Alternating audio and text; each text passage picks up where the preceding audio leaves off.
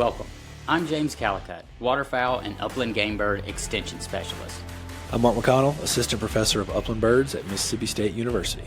Dr. Brian Davis, Professor, Waterfowl and Wetlands Conservation. The three of us are all biologists and hunters. Join us for discussions about game bird conservation and management and the science behind it. Of course, we'll also have conversations about bird dogs and bird hunting as well. This is Game Bird University.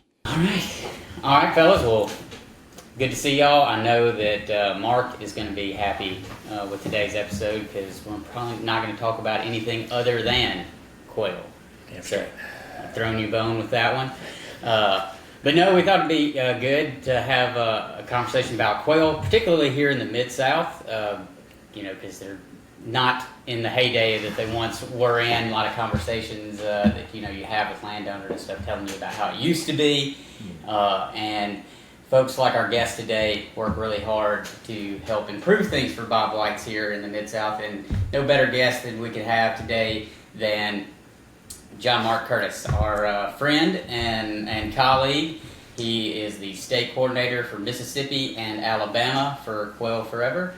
John Mark, glad to have you on. Welcome. Yeah, thanks for having me, guys. It's good to be here. Yeah, it's going to be fun.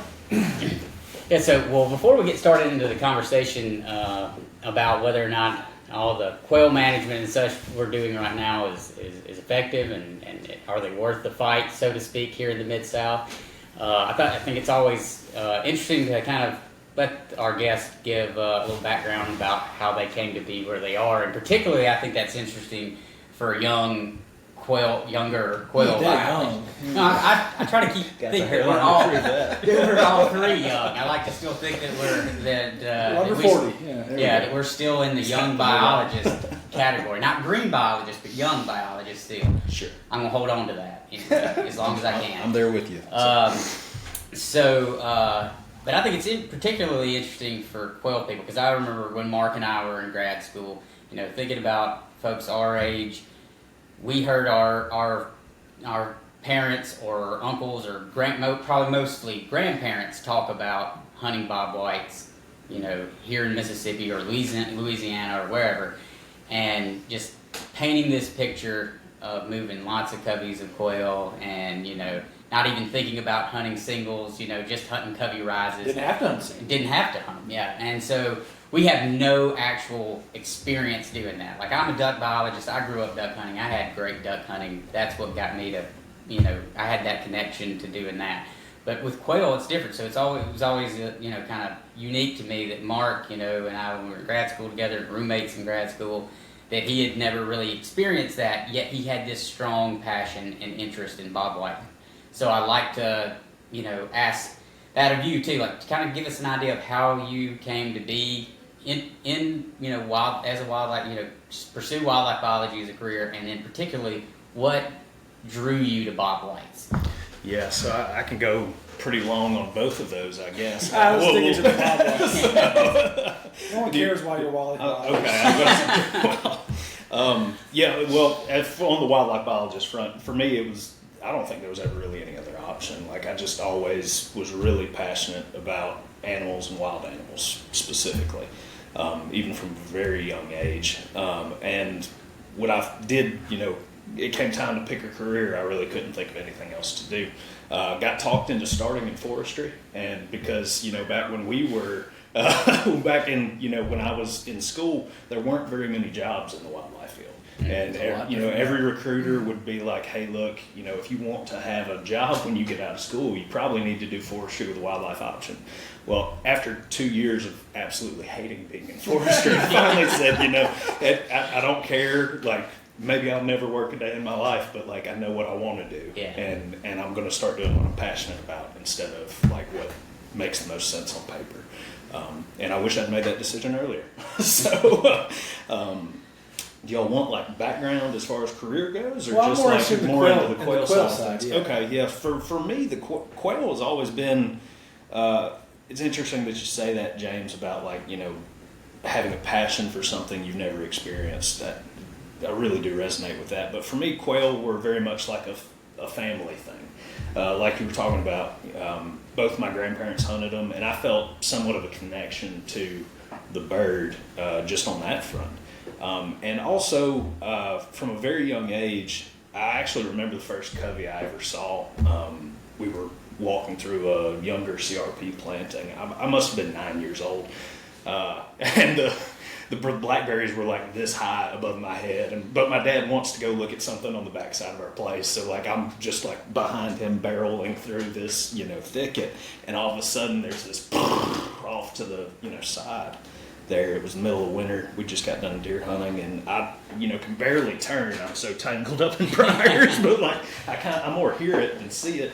And I turned to my dad, and I was like, "Dad, what was that?" And he's like, "Well, that's Bobwhite quail. We used to have a lot of them here on the place, and we don't have very many anymore. That'll probably be one of the only coveys you ever see out here." And of course, as a 9-year-old, my next question is why.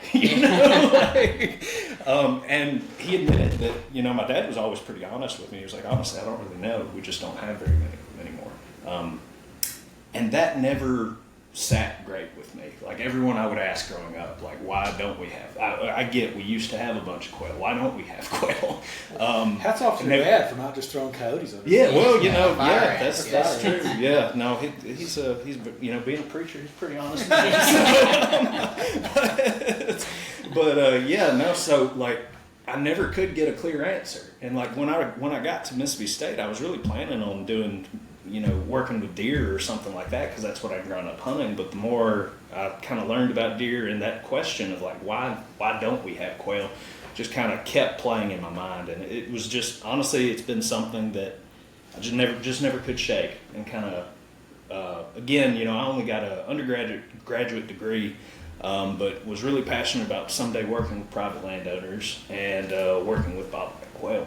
And at that time in Mississippi, you had to have a master's to like go into private lands management. So didn't know how it was going to work out, but I always wanted to get into that field, and just worked really hard and got a lot of experience managing public land, and did some traveling around too. And about the time I came back to Mississippi, Quail Forever had kind of started hiring positions in the South, and I lucked into one of them. So yeah, it's interesting because like my story, like you were saying, it's a little bit different. So I definitely didn't see a quail. I think I told you I was 21 years old, and it wasn't like an ideal situation by any means. But I did have a great uncle who I worked for on his farm, who had talked, and when I worked on the farm, he said, "Oh, there used to be a covey over there." I'd never seen one. I was 16, 17 working for him. It was this weird historical, like almost ghost. Yeah. It was this nostalgic thing. Mm-hmm. And I got into quail. Not really, because back then when I was working on the farm, we were managing a duck farm, and we were farming, but it was a duck hunting place. Never saw any quail, never had any experience with them, but I heard about them, and it was, and I revered my great uncle. And I still do. He's like straight out of the Field and Stream catalog, So I was like, oh man, quail must be this really cool thing that generation got to experience. So then when I got into college and I was an undergrad, and I started reading more about them, then it was like, all right, I had all this mystique, like, okay, why are they gone? Because no one, of course, when I asked people, all they said was coyotes and fire ants and everything. No one ever said the real reason, because they probably didn't know it. So then it was more of the mystique, and then when I started learning about them, it was like, oh, we can fix this. So to me, the reason I never hunted them, I'd never eaten one, I don't think, maybe. By the time I was in college, it was more of a, what is this ghost that doesn't exist? And then when you start reading, the first thing I read, it was like one of Dr. Berger's Seattle publications, and it was just on habitat management. It was like, when you see me, if you like burn and disc, these things show up. And the simplicity of it all, now I didn't know at the time how complex it might get, but the mystique, it was like, I don't know this thing I've never seen, this thing no one knows about, but it seems so simple to make them. Yeah. I was like, well, obviously I'm going to do that, because I had this generational, like my grandfather, who I never met, but they knew about this thing and I didn't. So it was like, wow, I just wanted to figure out how to do that, because I didn't have that. So like the fact, I wish I'd have had a covey encounter at 9 years old. That would have been awesome. I didn't flush my first covey, I'm embarrassed to say, until graduate school. Really? A covey. Yeah. So I was tracking them for like summer work and stuff at Tall Timbers, but I didn't see a covey because I was there for the summer. We came back for the spring break field trip Wes took us on, and when I flushed a covey, no, that was spring break. No, they may have still been covey. It was either then or later we flushed a covey, and I remember that. I remember saying the first covey I flushed was with Wes Berg. Yeah. Like I never, and I was 24 years old. Nice. So man, it's crazy that this bird can captivate people Yeah, for sure. that many ways. And yeah, circling back on something you said, like I remember that moment too of like realizing, this is so simple. Like, that burning and disking and like just upping the disturbance rate and increasing sunlight and that sort of thing. And like, absolutely you can get farther in the weeds Sure. than that. But it is amazing how well they respond to, actual management for that species. So that's been really cool to learn and see. So when we were thinking about this episode, John Mark, we were talking about, because like you said, it gets more complex, or you can put more into it. Yeah. And Quail Forever, hats off to them for the efforts and the success they've had across the range in various parts of the range. But there seems to be, and this happens every few years, you hear somebody say, oh, there's more quail enthusiasm now than there ever has been. And every time I hear that, I'm like, yeah, you're probably right, because I can usually index it by the number of calls I get from random landowners I've never met to ask me a question because they just saw quail somewhere. So I think what we want to kind of get into in this episode is there's not just a ton of them around, right? We can talk a little bit about that. In Mississippi, in the Mid-South, we don't have numbers across like what the Red Hills has or what Texas has on a good wet year, or parts of Oklahoma for sure. But we do have some quail, wild quail in Mississippi, and I think you and I were doing a site visit a couple years ago, maybe it was last year, and you said, when we were down in Rankin County, and you said something that blew my mind. It blew my mind. It was good to hear someone else say it, because I've been afraid to say it. But just about anywhere in Mississippi, if you're working hard to get quail, you can get quail. Yep. And when you said that, I'm thinking like, damn, I think that too, but I think people look at me like I've got turnips growing out of my ears if I say that out loud. Yeah. So let's talk a little bit about like where we're at in the Mid-South. And you're Mississippi, Alabama, the states you're in charge of, but I know you've spent more time in just those states. Let's just take the Mid-South for a second and talk about where we think we're at in terms of the residual quail population. Because you and I talked about this on that other podcast, the one Lake did. Yeah. The Primos Onyx podcast, and we talked about this. And what did you and I say? There was a term we both used. We were sufficiently something optimistic or something. Cautiously optimistic. That's it. Yeah. So, like, based on, because you cover more ground than I do, talk us through like where you think we're at in the quail efforts across the Mid-South. Sure. Yeah, and I mean, just to preface that, I'm completely everything I'm about to say is anecdotal. Sure. I don't no have one's anything, monitoring them across state lines. I don't have just a ton to base anything off of, other than going on site visits for the last 5-ish years across a large portion of Mississippi and parts of Alabama. I think we're at a really cool point. It would surprise a lot of people, I think, to know how many quail we actually do still have. I think so too. I don't like, and particularly I remember, again, like what you hear growing up, like, oh, we just don't have them anymore. Yeah. Like, and that painted a picture for me, and I think of a lot of other people growing up in the late 80s, 90s, early 2000s, of like, hey, this thing's gone and it's gone forever. And I when I first started this job, I was worried about that. I was like, gosh, what am I going to tell a landowner when he asks me, like, how many acres do I have to be managing to actually have an impact on quail? Or like, where are the quail going to come from if I do all of this stuff that you're saying that's going to cost me a lot of money and time to implement? And after a couple of years, it was really, just from talking with people, it was really cool. When you tell people you're a quail biologist, one of the first things they'll do is be like, oh, I remember the last time I heard a quail. It's always the sad stuff. Yeah, and they want to tell you the story about, man, I heard a quail for the first time in years last year. And so I just started, asking people follow-up questions and like just, continuing the conversation and trying to learn more about like, what was going on in the area and that sort of thing. And it was amazing. Once I finally started asking, like, did one of your neighbors or did you just clear cut? I'm batting 1,000 now.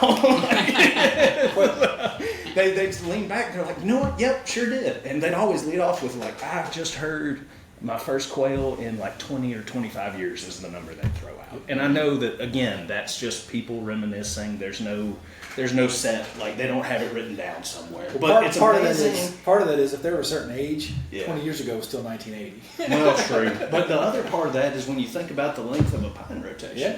Sure. Yeah. You know, and like when that kind of closes up and quits providing the herbaceous community that quail really need, there's, you know, I'm not saying anything set in stone, but it is amazing how much of a correlation there kind of was. Absolutely. No, So it's been cool to me, like, and in a lot of counties, I'm at a point now where I really do think there's probably one or two outliers that I don't know about, but I think in just about any county in Mississippi, if you put in enough work, you can have bobwhite quail. You give me a 200-acre clear cut, there's going to be a quail on it in 2 years. Like, you know. Well, so I've experienced the exact same thing, but then in the Delta, I get these calls, hey, I heard a quit, the exact same script, Yeah. first time whatever, and I always ask them, did a field come out of production? Mhm. Did it get enrolled in CRP Yeah. or WRP or something, or WRE or something? And almost unequivocally, they're like, well, I didn't, but my neighbor did. Yep. And I'm like, it's the exact same thing. All of a sudden, there's this flush of herbaceous plant material and diversity, and if there's quail just hanging on the periphery, Yeah. they find it. And it's honestly just the most shocking, incredible, amazing thing how well they find habitat once Yeah. it's available. Like, and we know, and we'll probably talk about this at some point, but like just how well quail can respond, you know, from a reproductive perspective once they actually have the resources that they need, and how quickly they can kind of flood that area. But it's so cool.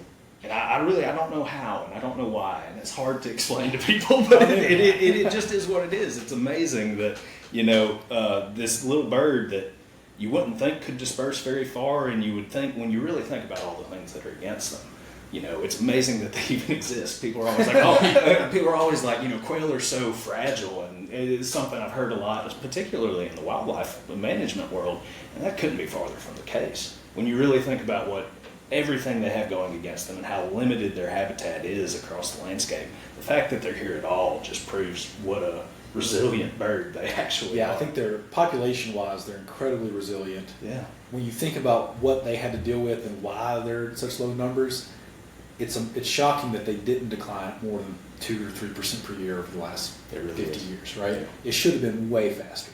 And maybe it was, but based on the way we count it, we say on average about 3% per year across various parts of the range. It should have been way faster.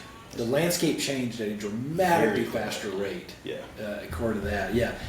Yeah. The individual bobwhite, yeah. Yeah, I was about to say that was a good correction. Well, it's not population I think a lot of people, you know, you can The individual. you know, having them, you know, sometimes die in a trap. You know, it's like, oh, come on, man, it wasn't that bad. But population-wise, you don't want that to happen. Yeah, Sometimes no, it happens. absolutely not. Don't edit Yeah. that out. It's fair. No. It is.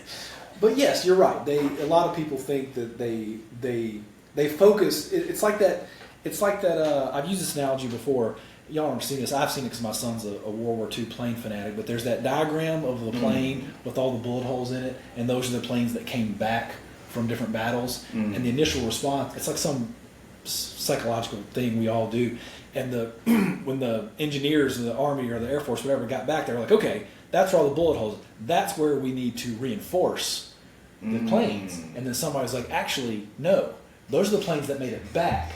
The plane. So getting shot there, apparently, that proves that this isn't an issue. that's not the issue.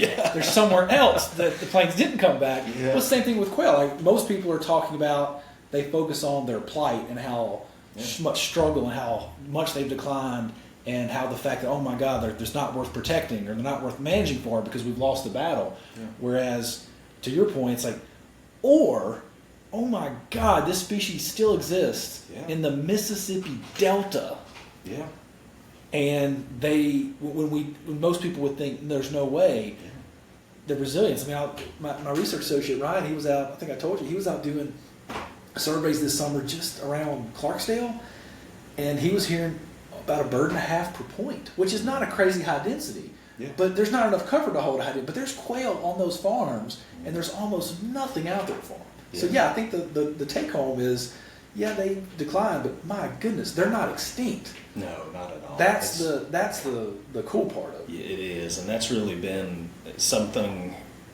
And I'll just be very upfront. I don't particularly enjoy doing outreach. Talking in front of people absolutely gives me the heebie-jeebies. But I haven't realized over the years that like just how important spreading that message is. Because for so long, you know, people growing up who just accepted like, hey, we don't have this thing anymore. They've never heard anything different, you know. And it's just I love giving the like, you know, going to the random county to give a presentation on like just the basics of bobwhite quail and explaining, you know, kind of how they work, why habitat's important, and all that sort of stuff. It's just cool seeing that light bulb in people's mind kind of flick on, you know, and learn all these little facts about quail where it's like, you know what, actually, when you really think about it, a lot of this makes sense. So. Yeah, I think you're right. I think a lot of people have written it off like, why would I even bother? Yeah. And I think they think because the decline has been so widespread, and spatially it has, with very few exceptions, that they're like, there's nothing I can do on my 40. Yeah. Right? And I'm with you. I've been trying to fight that message because it doesn't really matter if you're 20, 40, or 3. I mean, it matters. But your 40 can have an impact if you're 40 and the guy across the way is 40. It doesn't take too many 40-acre properties to just keep quail around. Absolutely. Yeah. Yeah. You're not gonna move 10 coveys like you did in 1950. No, Yeah. but you can absolutely help. That's right. And I think that's the important thing. And that's really the message that I've started trying to tell people is like, you know, at the end of the day, you know how many quail you're going to have if you do nothing. Like we have 40 years of evidence of that. Like, Yeah. you know, so What you got now? yeah, like that so one. like, Yeah, I mean, that's a good one. yeah. So if you at least you can at least try, and I mean, you can have a lot of other impacts to, you know, a lot of other different species in the process. For sure. And absolutely, like whatever covey or individual quail disperses and happens to wander through your property, their chances of surviving till tomorrow will be better because of it. You know, and that's still, is that worth it? I mean, to me it is, but that's every landowner's decision. Yeah. Very true. And I think to build off of that, I think, you know, like you said, the importance of the outreach, letting people know that it is possible to get quail on your property, even like to Mark's point on somebody's back 40 or whatever, any little, you know, change in management, you know, you can see a response from that. Those birds can be there. And then the next, I guess, huge part of your job as a private lands biologist, and we all do, is manage the expectations Absolutely. of like what Mark said. They're not going to move 30 coveys behind a bird dog, you know, on a place or Not something like that. So you know, managing that expectation of like what that goal for that property Absolutely. is. Yeah. Is it just having quail back on the property, or is it I want to hunt quail on this property? And you know, the reality of that, and for some properties that is potentially a reality. For sure. But others, it's not. You know, we can get you where quail are on the property and surviving, and you're seeing and hearing them. But you know, Yeah. just those expectations of Absolutely. It's Yeah. super important to set reasonable expectations on the front end of like, hey, look, just so we're on the same page, this is what I'm saying you can you can expect, or like, you know, what we're targeting and what we're trying to do. And you know, I can't guarantee results. I mean, that's how wildlife are. Like, I mean, you know, at the end of the day, they're very unpredictable. But the cool thing for me has been, at least, and I don't know when this shift really happened, but it seems like it's been within the last decade.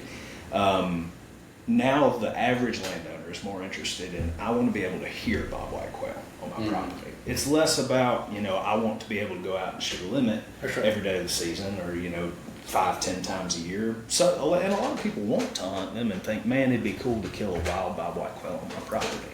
And like, if that's the target objective, or like, hey, I just want to hear them again, you know, the fact that that's where most people are at makes it a lot easier to like, hey, you know what, that's an objective we can work with. And like, I think that's reasonable, depending on the size of the property and the landscape, to be able to, you know, work towards that goal.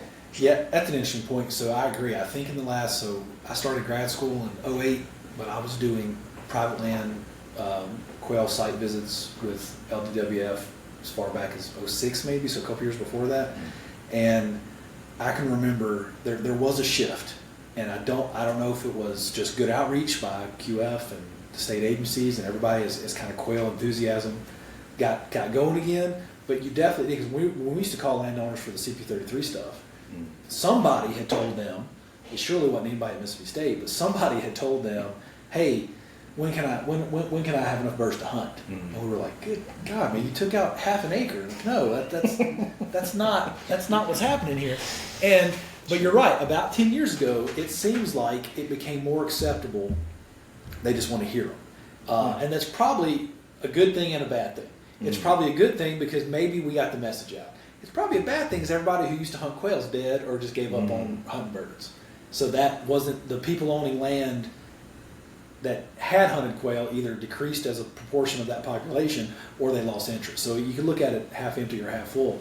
But the kind of the coolest part about that is what I find every now and then when you do get a landowner, no matter how the size, because you made a good point, the landscape around them has a huge, very underappreciated part of it. We can get into that next maybe. Absolutely. But when they say they want to hunt birds, and I've had this happen so many times, because I was working in landowners in Georgia when I was at UGA and here in Mississippi. When they say they want to hunt birds and then they start managing, they start working, and they get birds, then they lose the desire to shoot those birds. Once they know what it took to They're get them. like, and I'll tell them, look, if you I'll give them very low heart, like, look, just shoot very low into this. You can enjoy these birds if you want to, and they'll go, I don't want to shoot them anymore, because it's like they've watched their population grow, they've seen the success. They are so infatuated with that bird on their property now, they just want to see them and hear them. Yeah. And granted, that doesn't mean, but they won't ever hunt them, because a lot of guys I've worked with,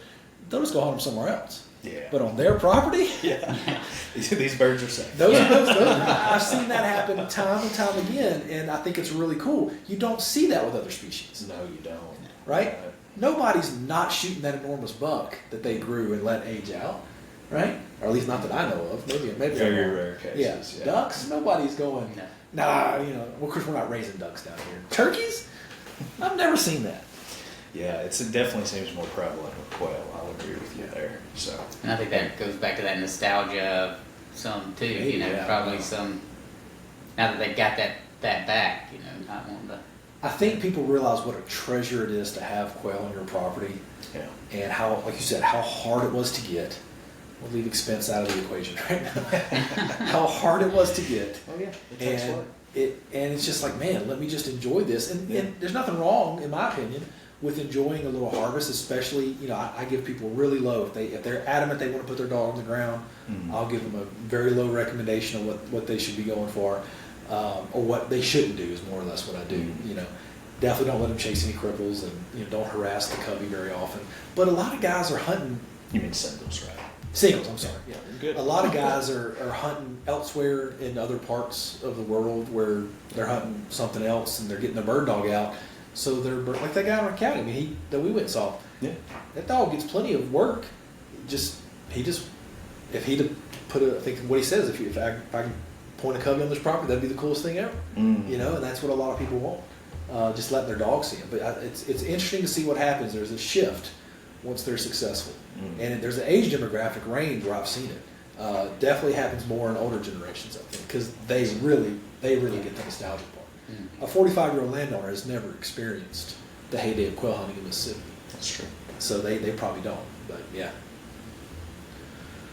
What are we going to next? The landscape? I think the landscape's the best place to go next, because Works for me. I think that's, I think listeners need to understand more about what I tell people, and I'll show up and let you tell. What I say is go to your property, zoom in, and then start zooming out on Google Earth. And then you have a better idea of what your potential is. Because if you're only looking at your immediate property, regardless of the size, there is a limitation there.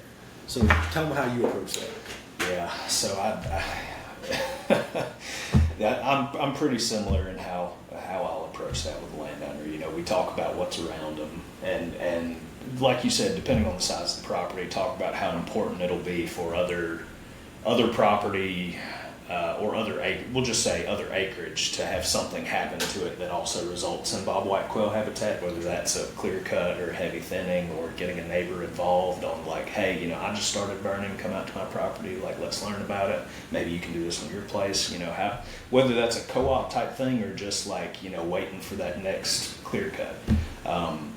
Especially on the smaller properties, you kind of need that to help bolster what's going on there and, Sure. and get any start seeing quail a lot of times.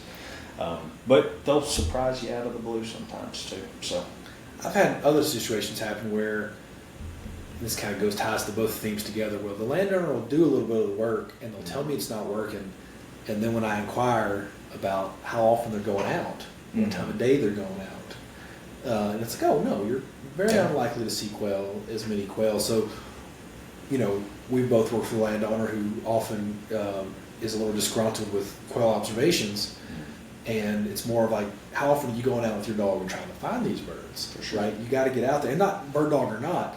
So making sure they're actually getting out there. With deer hunters, same thing. It's like, oh well, you're only in the stand, Saturday morning, Saturday afternoon, maybe Sunday morning. It's the average deer hunter. They go home and they've got a total of, we'll say max 10 hours between those to make all their judgments about deer movement based off a minor fraction of what's happening in the deer community or the deer population.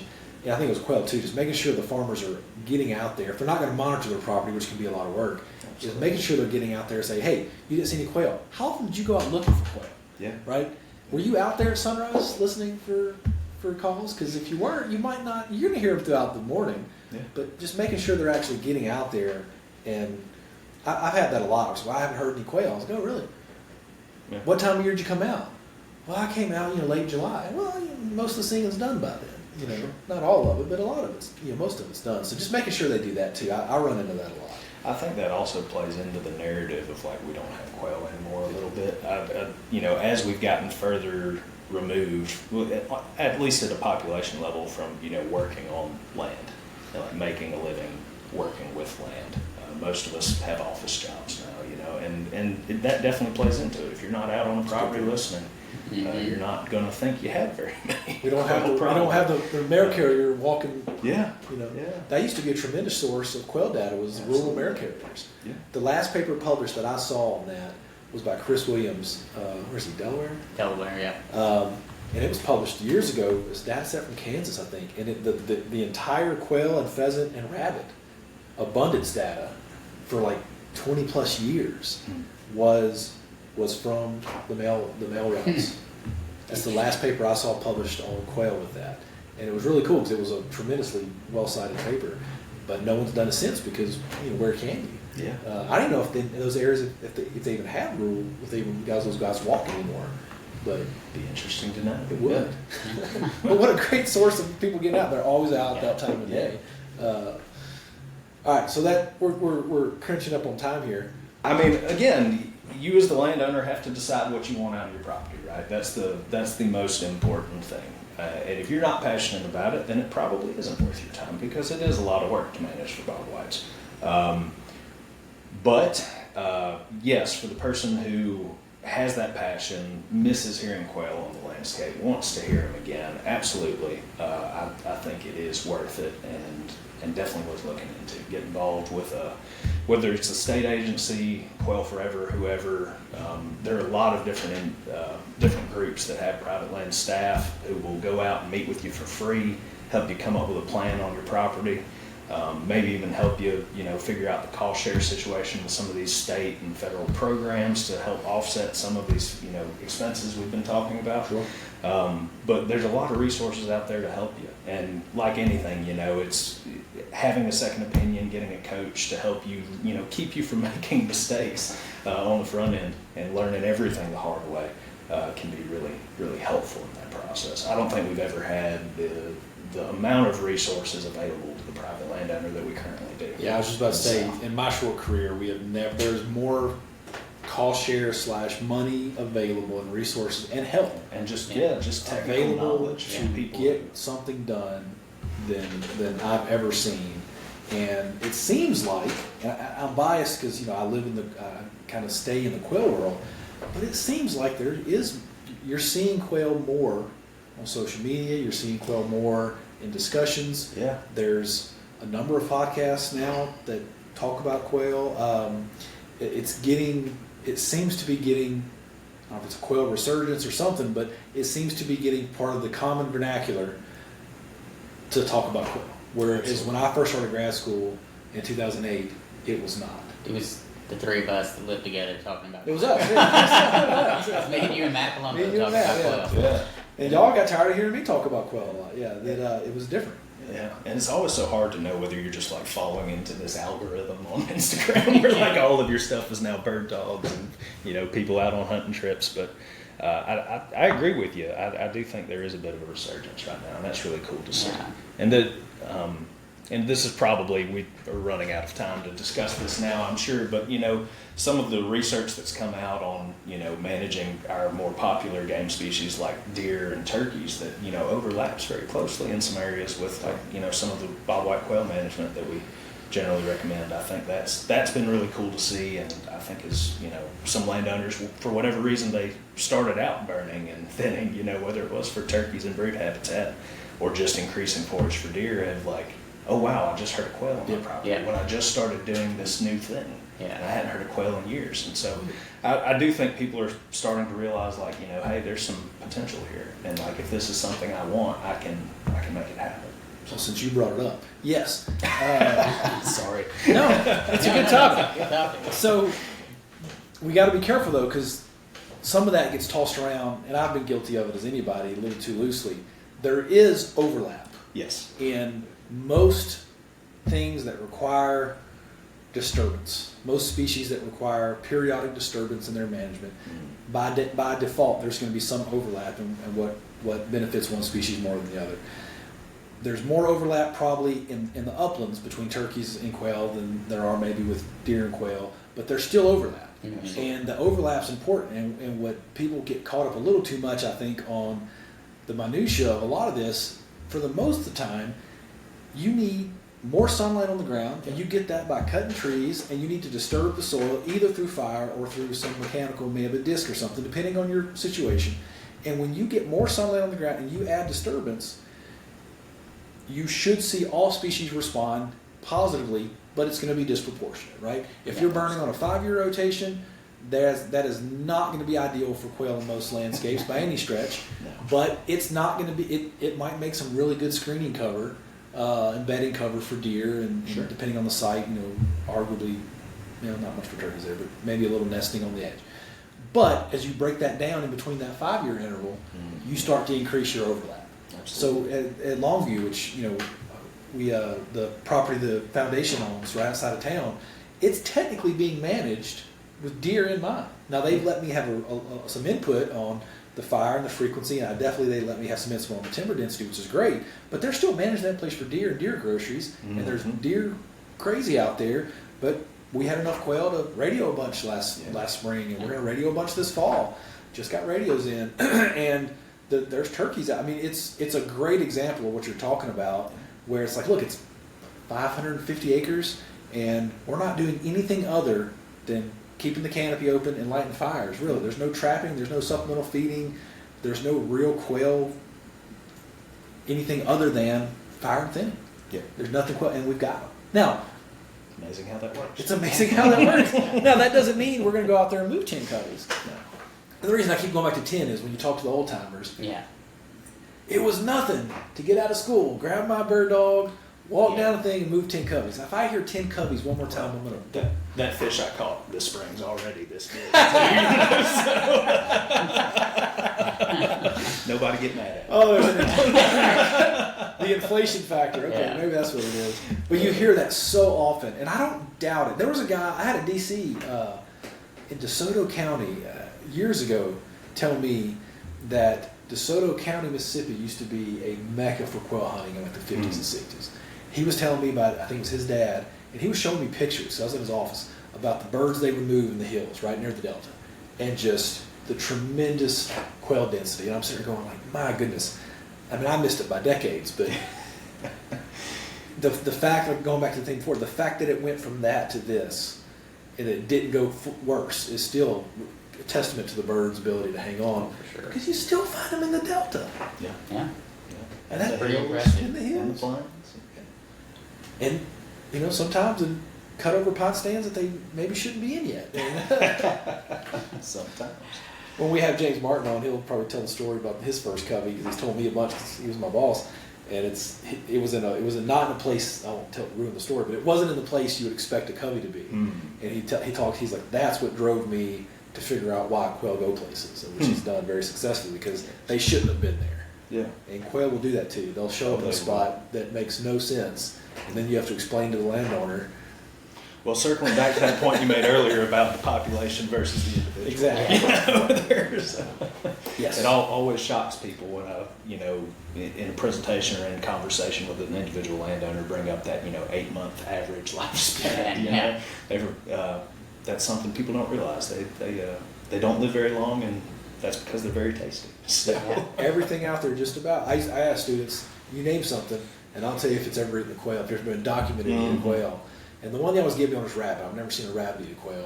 But we have documentation of turkeys eating quail. We have deer eating quail, armadillo, every predator. And then we've got, of course, the bullfrog thing that from Florida a couple years ago that James then did. That's the best one. So there's every snake on the landscape will eat a quail, just about. So there's almost nothing out there that won't.